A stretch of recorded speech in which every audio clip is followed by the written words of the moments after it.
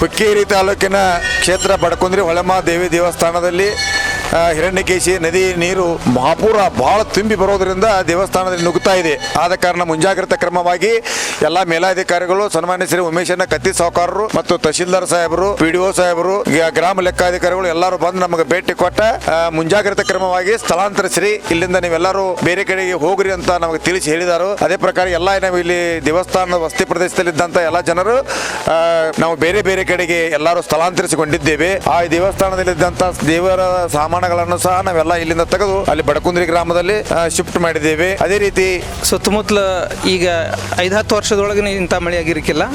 ಈ ಸಾರಿ ಕೆಳಗಡೆ ನಾಡಿನೊಳಗಿಂತ ಸ್ವಲ್ಪ ಹೆಚ್ಚು ಮಳೆ ಆಗಿದೆ.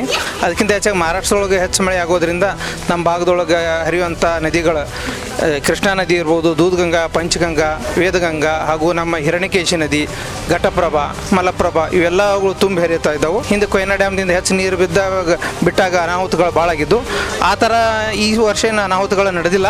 ಆದರೂ ಸಹಿತ ನೀರು ಪ್ರತಿ ವರ್ಷಕ್ಕಿಂತ ಹೆಚ್ಚು ಬಂದದ. ನದಿ ಭಾಗದ ಹತ್ರ ಇರುವಂಥ ಎಲ್ಲ ರೈತರು, ಸಾರ್ವಜನಿಕರು ನದಿಗಳನ್ನು ಬಿಟ್ಟು ದೂರ ಹೋಗಿ ಸುರಕ್ಷಿತ ಸ್ಥಳದೊಳಗೆ ಇರಬೇಕಂತ ಜಿಲ್ಲಾಡಳಿತ ಹಾಗೂ ಎಲ್ಲ ಇಲಾಖೆಯಿಂದ ಅಧಿಕಾರಿಗಳೆಲ್ಲ ಕೇಳ್ಕೊಂಡಾರ. ಅದೇ ರೀತಿ ಸಾರ್ವಜನಿಕರು ಸುರಕ್ಷಿತ ಸ್ಥಳಗಳಿಗೆ ಸ್ಥಳಾಂತರ ಆಗಬೇಕಂತೇಳಿ ಕೇಳ್ಕೊಳ್ತೇವೆ. ಇವತ್ತಿನ ಒಂದು ಈ ಮಳೆಗಾಲದ ಪರಿಸ್ಥಿತಿ ನೋಡಿದ್ರೆ 2005 ನೆನಪಾಕೈತಿ. ಯಾಕಂತಂದ್ರೆ 2005 ಈ ದೇವಿ ಗುಡಿ ಒಳಗೆ ನೀರು ಹೊಕ್ಕಂತ ನಾವೆಲ್ಲರೂ ನೋಡಿದೆವು. ಅದ ಪರಿಸ್ಥಿತಿ ಈ ವರ್ಷ ಮತ್ತೆ ನಿರ್ಮಾಣ ಆಗೈತಿ. ಇನ್ನೂ ನೀರು ಹೆಚ್ಚಾಗುವಂಥ ಚಾನ್ಸಸ್ ಭಾಳ ಐತಿ. ಅದಕ್ಕೆ ಸರ್ಕಾರದವ್ರು ಕೂಡಲೇ ಇಲ್ಲಿ ಜನರಿಗೆ ಯಾವುದೇ ತೊಂದರೆ ಆಗಬಾರ್ದಂಗೆ ಕ್ರಮ ತೊಗೋಬೇಕಂತೇಳಿ ನಮ್ಮ ವಿನಂತಿ ಐತಿ.